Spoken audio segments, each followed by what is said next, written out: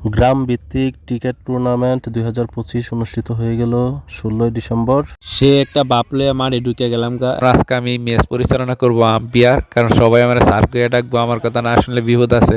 6 গাম নিয়ে এই টুর্নামেন্টটা শুরু হয় এবং অবশ্যই দুই দল ফাইনালে যায়, যুগীছিট একাদশ এবং গলদাপাড়া একাদশ। টসে যুগীছিট একাদশ জয়লাভ করে তারা প্রথমে ব্যাটিং করার সিদ্ধান্ত নেয়।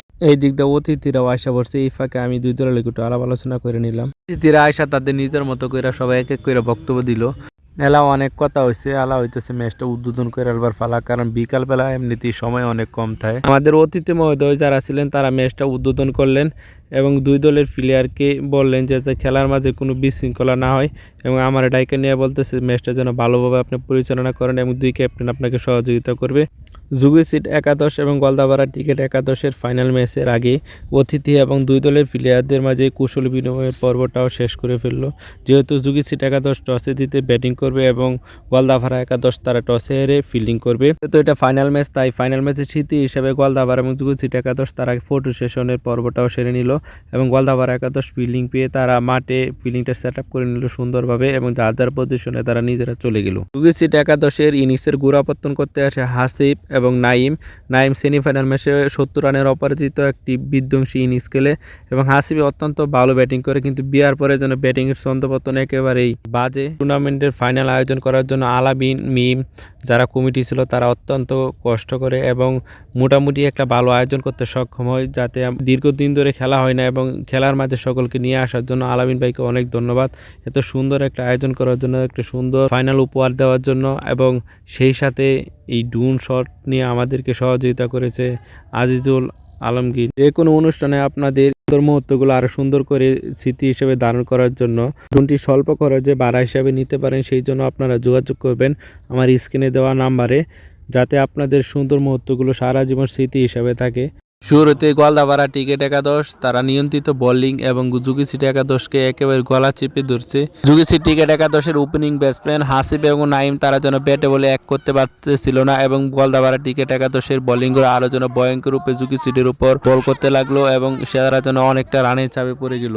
তৃতীয় ওভারের প্রথম বলেই নাজমুলের বলে দলীয় 12 রানের মাথায় নাজমুলের হাতে ক্যাচ দিয়ে হাসিব প্যাভিলিয়নের পথ ধরলেন। নতুন জামাই যেন বিয়ার পরে কোনো সন্দেহই নাই। দলীয় 27 রানের মাথায় দ্বিতীয় উইকেটের পতন ঘটে যুগীছিট একাদশের। নাইম আউট হয়ে যাওয়ার পর যুগীছিট একাদশের ব্যাটিং লাইন আপ যেন তাসের ঘরের মতো ভেঙে পড়ে, কেউ যেন আর হাল ধরতে পারলো না। রাসেল আর আশিক ছাড়া আর কেউ যেন 2 অঙ্কের ঘরে পৌঁছাইতে পারে নাই যুগীছিটের ব্যাটসম্যানরা। তারা নির্ধারিত ওভারের আগে অল আউট হয়ে যায়। 13 ওভার 2 বলে 70 রান সংগ্রহ করতে পারে, তার মধ্যে 23টি অতিরিক্ত রান ছিল। জয়ের জন্য গলদাপাড়া একাদশের প্রয়োজন 71 রান 14 ওভারে। এই স্বল্প পুঁজি নিয়ে যুগীছিট একাদশ কি করে তা আমরা দেখব। ছোট লক্ষ্যমাত্রা তাড়া করতে দীপু এবং সাগর গলদাপাড়া ক্রিকেট একাদশের নিচের গোড়াপত্তন করতে আসে। যদিও এই 70 রান কম মনে হইতে পারে আপনাদের কাছে, এই টুর্নামেন্টে কম রান হওয়ার অন্যতম একটা কারণ হচ্ছে টেনিস বল ইউজ করা হয়, এখানে ডাউনলোড বল ইউজ করা হয় নাই।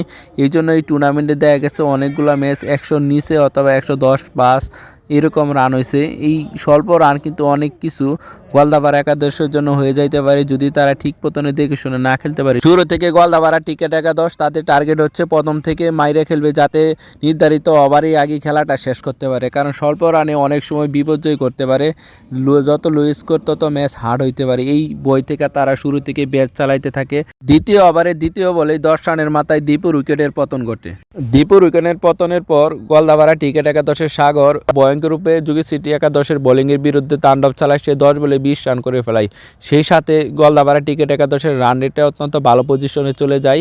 অল্প সময়ে অনেক রান তুলতে সক্ষম হয় গলদাপাড়া ক্রিকেট একাদশ প্রথম পাওয়ার পেয়ে 4 ওভারে। গলদাপাড়া ক্রিকেট একাদশের মিডল অর্ডাররা যদিও ব্যর্থতার পরিচয় দেয়, কিন্তু শেষ দিকে সাদ্দাম আর রনির দায়িত্বশীল ব্যাটিংয়ে তাদের নির্ধারিত লক্ষ্যমাত্রায় সহজেই তারা পৌঁছে যায়। এর সাথে গাম্ভীর্য টুর্নামেন্টের প্রথম আসরের চ্যাম্পিয়ন হয় গলদাপাড়া ক্রিকেট একাদশ। এত সুন্দর একটা টুর্নামেন্ট আয়োজন করার জন্য আলামিন ভাইকে অসংখ্য ধন্যবাদ। 10,000 টাকা